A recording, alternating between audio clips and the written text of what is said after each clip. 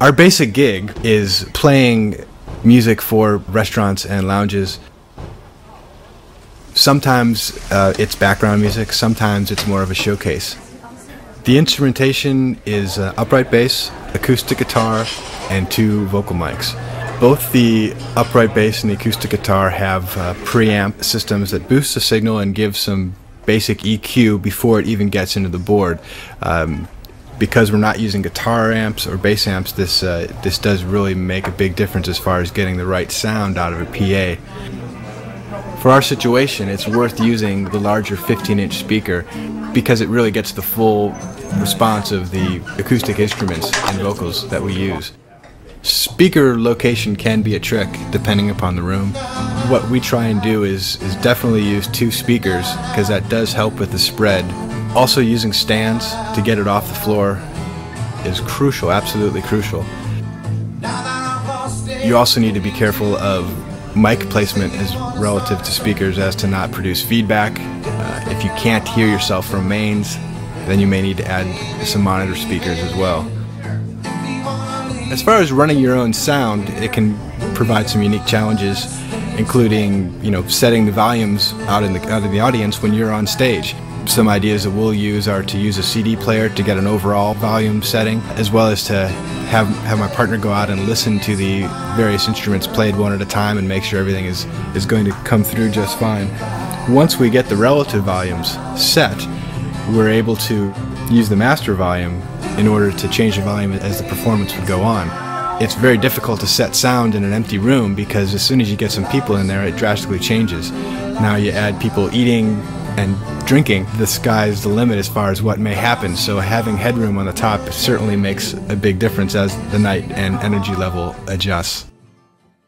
One of the other issues of doing your own sound is having accessibility to the board. It's really important to be able to adjust settings on the fly, and the color coding of the knobs and the intuitive design really makes that easy.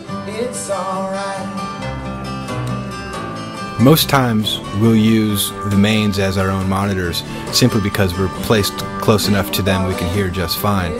However, if the room or certainly playing outside necessitates a larger speaker spread, we'll bring in monitors and have separate volumes for that. Since the 2 of us play together regularly, we know our relative volumes and have those preset within the PA. The only real adjustment then at gig time is generally the master volume and the occasional EQ adjustment.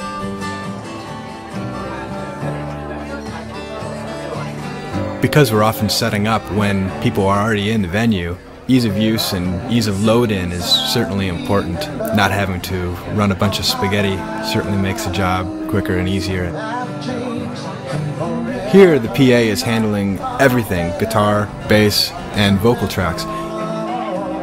I've often played a wedding gig where we'll use this same PA head in 3 different locations, from a ceremony where we're piping in music to dinner where we're playing in the setting you see here, to full band where we do dancing as the night goes on, using the same head in different settings. Flexibility and portability and ease of use are key issues.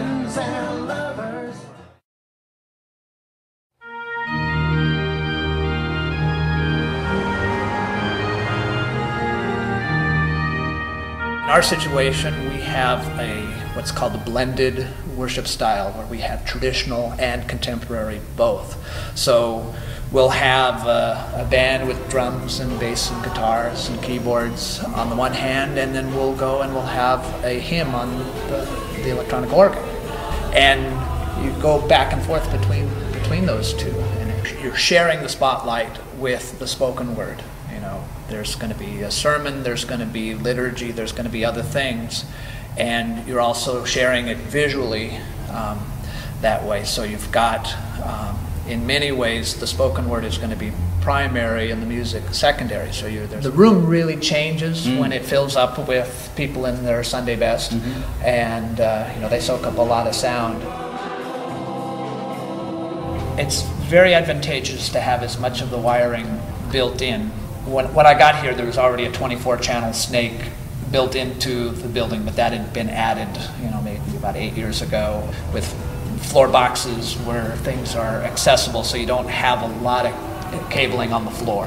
In terms of our mixing position, there was an old chapel up there, and they decided that that would be a great place to put the mixing board, so they chopped a hole in the wall and put the mixing board up there. The problem is that you're essentially in another room, and in order to really hear what the mix sounds like, you have to either stick your head out into that room or come down a flight of stairs and walk into the, to the back of the room, which I encourage our sound people to do. We have a group of volunteers that will do it. So you're dealing with different people at different times, and sometimes they're early and sometimes they're not. And sometimes, as you deal with volunteers, you also have to do training, keeping them abreast of what's going on, so that that they're going to react to situations, that you're going to get a good mix, and they're not just going to sit there and say, "Oh, because I'm sitting at the soundboard, I'm the sound man." You actually have to give them permission to make adjustments and listen and fix things, because otherwise they'll just say, "Well, I think it's okay." What we have is our 24-channel board, and we've got it set up where we've got singers and instrumentalists, and then our primary speaker mics. We put the pastor on one channel, and then the pass-around hand mic on another channel. We also have a digital EQ that we have because we wanted to kind of contour the room to that. One of the challenges that we deal with is that we're about 20 feet away from a 4-lane highway, and there's a tremendous amount of background noise, and so we had to really boost our signal to overcome that. But that's another challenge here. It's an old building. It leaks noise considerably. It's been a good addition to have the handheld mic, but one of the challenges of that is that you're dealing in a short span of time with a lot of different volumes of people and different mic techniques, so you really have to ride the game to make sure that a very soft-spoken person will still be heard, or you'll get some booming voice that all of a sudden, whoa, will overwhelm everyone. And so, you have to be attentive as a sound person. You can't go to sleep in that kind of a situation. For the music sections, we try to set it during the sound check and only make minor modifications. We have the pastor on a wireless lapel mic, and then we have one other handheld mic. The technology is never foolproof. But in a church setting, the key is to not have it be distracting, have it be enabling, have it support the message and not take away from it. It is necessary so that everyone can hear, so that things can be balanced, so that acoustic and electric instruments can all come through and shine. But if there's a hum, if there's feedback, there's no signal, all of a sudden everybody's worried about that, and they've lost their ability to concentrate on the message, on what's going on. And so if people notice the sound system as little as possible, and they just hear what's going on in church, then you've achieved your goal.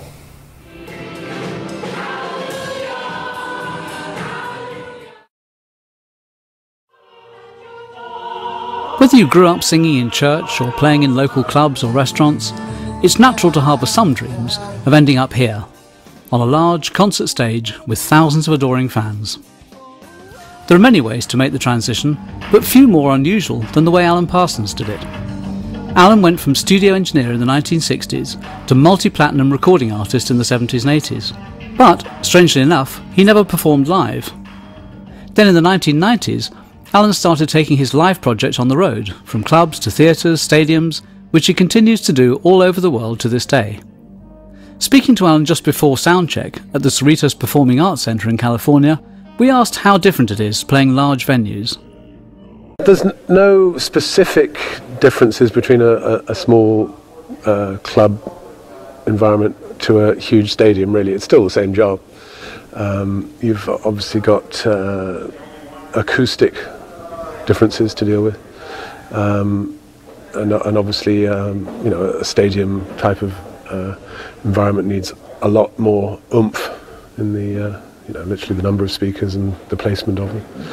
The job, believe it or not, mixing for front of house is actually a little bit like mixing a record. I mean, you're just taking a number of tracks, which equates to a number of microphones, and just getting the best possible balance. Obviously, with different acoustics, you're going to be working with a different series of balances according to how the acoustic is going to deal with it. You might find that in one venue you'll be working your vocals a lot louder than in another environment.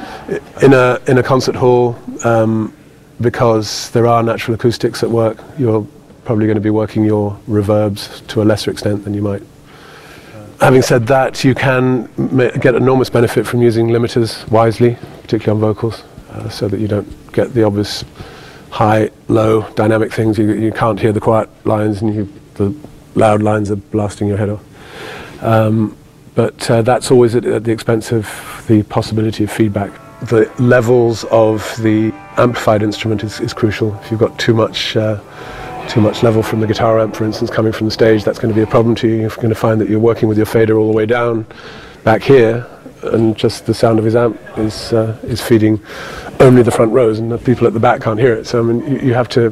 That's an important consideration, to get a good balance coming from the stage, so that the guy back here can realistically balance what there is. EQ is very much a taste thing. It's also a fashion thing. I mean, one thing that's happened to live sound in the last few years is that subwoofers have come into their own, and people are expecting a big thumping, larger than life kick drum sound, which personally I don't like particularly, and I kind of steer the crews behind our show against that general philosophy. You know, just because you can get a larger than life bass sound doesn't mean to say you have to. Alan not only began his career working in studios, engineering sessions for people like the Beatles and Pink Floyd, he also produced and mixed a string of hit albums. We asked what challenges or tricks there are to bringing high-quality studio performances to life on stage. It's a slightly unusual situation for a guy who has done this job to be actually on stage playing. You know, so the sound that the public hears is only going to be as good as the sound coming from the stage. So I mean, if you've got a good band with their own good sounds and good microphones, your job is obviously made that much easier. Experience is everything. I mean, knowing the material, very important. Garbage out of the stage will mean garbage out to the audience, and that's just the way it is. So if it's sounding good on stage, you can be pretty sure that if you've got a good front of house guy at the helm, it's going to sound pretty good. It's all down to working as a team, making sure that everybody knows what job they have to do, who's going to play a solo when, who's got the lead vocal, who's got an important harmony part, who's, you know, it's all the same thing as a studio recording would be, except you only get one chance at it. That's the big difference.